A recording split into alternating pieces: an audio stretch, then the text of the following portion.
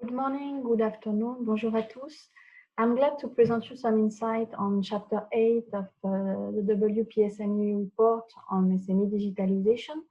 This chapter is specifically focusing on national artificial intelligence policies. It is actually closely related to Chapter 7. Chapter 7, where we look at the recent development in machine learning and to which extent this new progress could benefit SMEs. We also look at the gap in adoption as compared to large firms and the role some cloud-based solution could help SMEs leapfrog to this new technological environment. But we also look at the barrier to adoption, and especially we identify 4 types of barriers. One is the human factor. Managers and workers that are not always well informed of the potential of AI and how this technology could be used in their daily work. Second is a weak data culture. SME are often not well prepared to valorize and manage and protect their data. High cost for transitioning to an AI business model, and at the same time, the high uncertainty about benefits. And last but not least, some reputational and legal risk, especially if the algorithms are poisoned or biased by wrong data or inappropriate data. So Chapter 8 is looking more specifically to public policies, national artificial intelligence policies, to which extent this type of policies are aiming to support AI innovation, so the supply side, or AI diffusion, the demand side.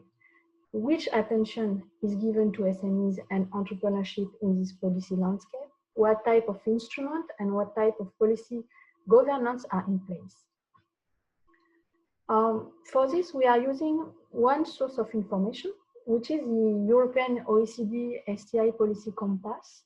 The Compass is actually a very large repository on national science, technology, and innovation policy. It is based on government responses to a biennial survey, a survey to the representative to the OECD Committee for Scientific and Technological Policies, and the European Research and Innovation Committee. This database has been first released in 2017, but there were earlier pilot versions back to 2012. And this database contained, in 2020, contain more than 5,000 observations, so 5,000 policy initiatives across 67 geographical entities, with description about the background of this initiative, objectives, responsible organization. Some fields are predefined based on semantic enriched taxonomy, like the budget or the topics, the policy topics, or the instrument used. This is a very, very rich source of information. One caveat, however, is that about 39% of the database is incomplete, with some fields that are left empty by respondents. So what has been our methodology? It's very exploratory and experimental work. We proceed in 2 steps. First one is to extract information, relevant information for our work, from the Compass. And the second step is to process to a text as data analysis, eventually complemented with some disk search. So there are 2 methods to extract information for the Compass. One is to use the Compass taxonomy themselves, so built-in taxonomies. And the database offers 2 dimensions, the target group and the teams that we could use to access AI policies and AI policies with a specific intention toward SMEs and entrepreneurs. And the other methodology is to use a keyword search. So basically to identify some keywords in the literature or based on expert knowledge, and to identify the initiative that contains these words in the description or in any of these fields. To test the keywords, check that we collected relevant information, and then refine the list of keywords. To some extent, these 2 approaches should provide us the same result. Should, but did not. Because we observe some discrepancy in results. For instance, based on the method 1, the building taxonomy, we got 293 measures that are relevant to AI. And based on the keyword search, we got 383 initiatives that are relevant to AI, with a common of 233 initiatives that have been identified through these two methods. So what we did, we proceeded to a manual verification, which was possible because AI is quite a narrow policy area.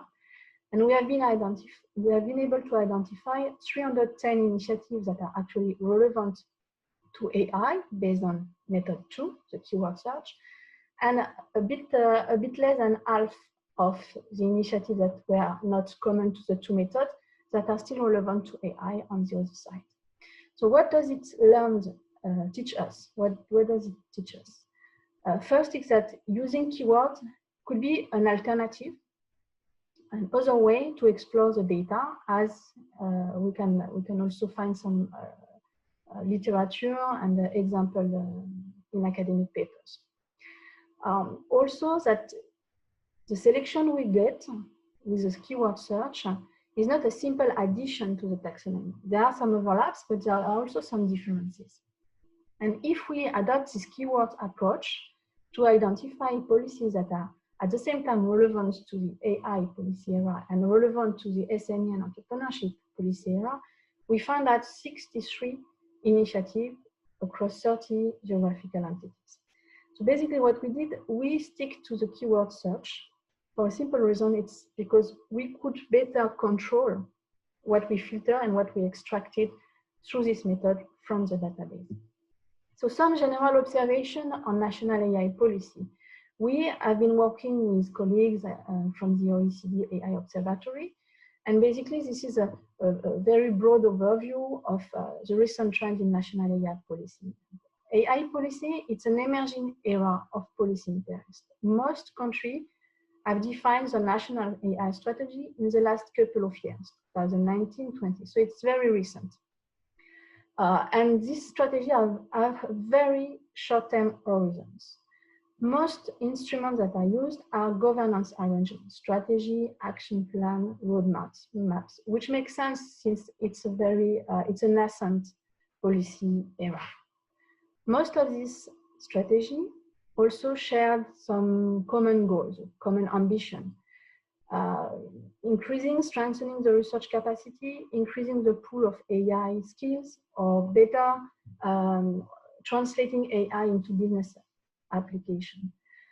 We can hear research capacity, skills, knowledge transfer. It's really much a technology push policy mix, meaning that this is a policy mix that really much targets the supply side.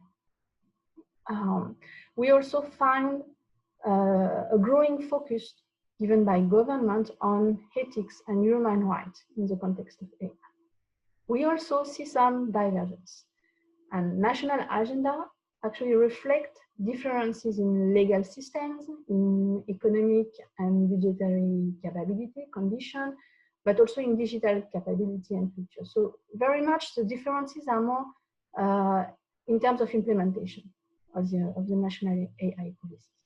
And to give you an example, in terms of budget, for instance, we can see that budget vary radically across countries, with over $500 million dedicated to AI in Japan, Korea, or the UK, and less than 1 million in small countries like Portugal, Lithuania, Greece, Estonia.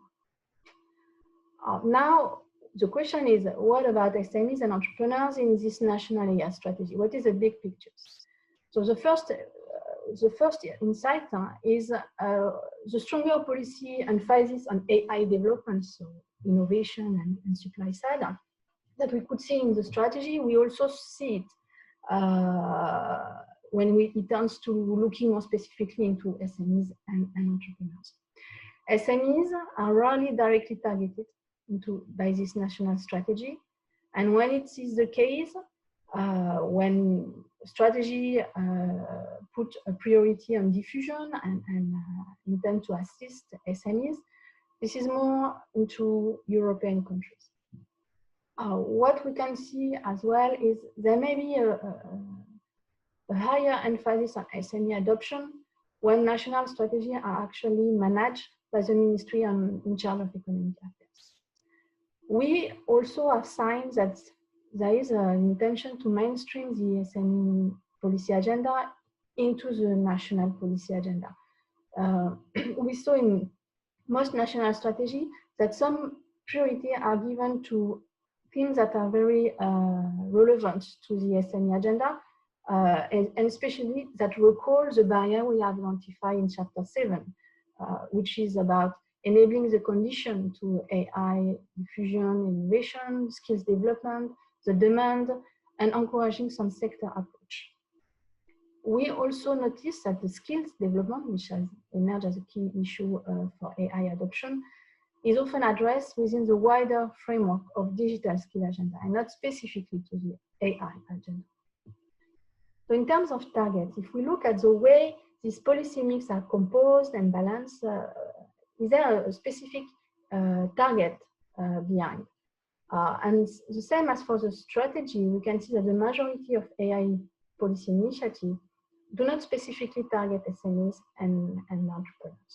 On the supply side, it will be more a target towards a mix of SMEs, startups, entrepreneurs, and research institutions with an intention to foster collaborative research. So basically, more the predictable early adopters. And on the demand side, there is more a focus on the general SME population, but with a sectoral approach, very much focused on the manufacturing sector and, for instance, in the UK, on the creative industry. And we can see a close link between the new industrial policy and AI diffusion policy. But on both sides, there is also an intention to leverage technology complementarity and convergence. So often AI is framed into a policy initiative that is targeting several technologies at the same time. We also see, for instance, some recurrent references to digital security issues associated with AI policies. In terms of instrument, how is this public action toward AI instrumentalized? In the AI policy era, there is a clear predominance of governance arrangement. As I mentioned earlier, it's a very new emerging policy era, and then a lot of instruments are still governance arrangement, governance setting, the strategies themselves, but also some formal consultation with experts and stakeholders. However, if we focus more specifically on this joint space, AI and SMEs and entrepreneurs, we've seen that some instruments are more prominent. One is there is more direct funding toward this population, so grants for public research, but also equity finance for startups or innovation vouchers for knowledge transfer. And there are also more of collaborative infrastructure for different purposes, to advance research, to test AI application, or to increase data sharing, or even first linkages between large firms and small firms. So we can see the more prominent role of cluster policy or transfer offices, test beds. Now, if we look at the way national innovation policies are coordinated and administrated, innovation policy has become increasingly more complex in recent years for different reasons. One is because much more is expected from innovation for tackling societal challenges. More actors are engaging in innovation processes. We also have a different understanding of what innovation is. We moved away from this linear vision of the innovation process, from the laboratory to the production line, to a process that is much more incremental, non-technological, involving more different types of actors. And as innovation evolved, innovation policy evolved, and the governance of innovation also evolved, becoming itself more complex and intertwining a growing number of institutions across multiple policy domains, and of course raising the issue of coordination.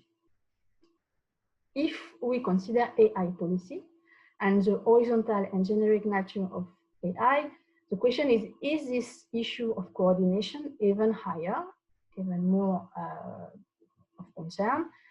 And if we look at the way AI policies, initiatives are spread in the country, we see that for the country for which we have data, of course, we have approximately 6 AI policy initiatives in place with 5 organizations steering the policy in the country. What we can also observe is that AI policy initiatives are much more likely to be jointly steered. So there is a point to make on the joint programming in this particular domain. If we look at AI SME policy, so this is a very specific subset, we can see that more often they are administrated directly by ministry, and in particular institutions in charge of STI industrial policies, and much less often of institution or ministry in charge of economic development of economic affairs. There are also other institutions engaged, but it's less often. It's innovation, authority, research agency, and research council and agencies. And now what we would like to show you is an exploratory analysis we made on this information. So what does it figure out? This is a visual representation of the innovation system of Korea. Each node is an institution engaged in innovation policy. The size of the node reflects the number of policy initiatives in place. The connection between the nodes reflect actually initiatives that are co-administrated or jointly managed by this institution. What we can see here in Korea, for instance, is that it's a very centralized policy system on the Ministry of Science and ICT. And most of the AI innovation are spread across a couple of institutions, and AI SMEs policies are within the Ministry of Science and ICT.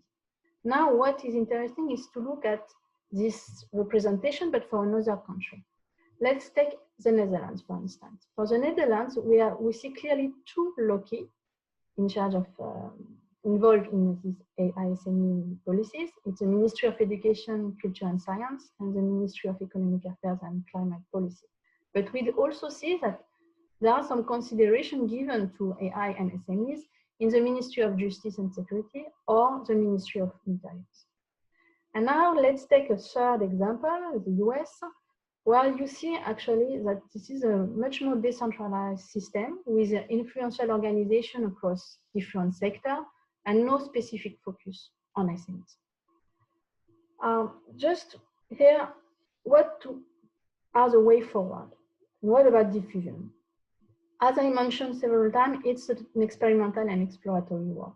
And we need to keep in mind several elements. The first one is that the database is providing a lot of information, but it's also incomplete. And there may be some issue of misreporting. Second way is we may have to face the bias of respondents, because CSTP and ERAC are traditionally focused on innovation rather than diffusion, and much more on technological innovation, and I would say the hard part of STI policy. So they may overlook AI innovation diffusion aspect. A third element of to keep in mind is what is interesting for our community is the mainstreaming of SME policy agenda, which may not be easy to identify with this type of information in this type of methodology, because some policy may aim at SMEs without targeting SMEs, and then they would go under the radar. And last but not least, there is a subnational dimension, especially if we start looking at regional industrial strategy or local skills development or local SME digitalization framework. So these are different elements which makes a regional dimension extremely important and which is not captured at all with this type of source of information. So we need to consider complementing this information with additional policy information to bridge this knowledge gap. In addition, we have other dimensions that are not taken into account in this exercise. Is first that if we look at, for instance, these cooperative infrastructures, they are very much dependent on the digital technology and the internet infrastructure that is behind. And the second element that we have not been able to track with this work is what I mentioned at the beginning of this presentation, the role of knowledge-intensive services, the role of cloud-based solution for SME to leapfrog, to adopt AI, to leapfrog to these more advanced business practices. And all aspects related to the functioning of these knowledge markets are not captured, of course, in this particular exercise. So basically, I would and we would welcome your feedback on this chapter, your guidance on the revision we could implement. We will welcome your written comment by the 15th of November. Thank you very much for your attention. Bye.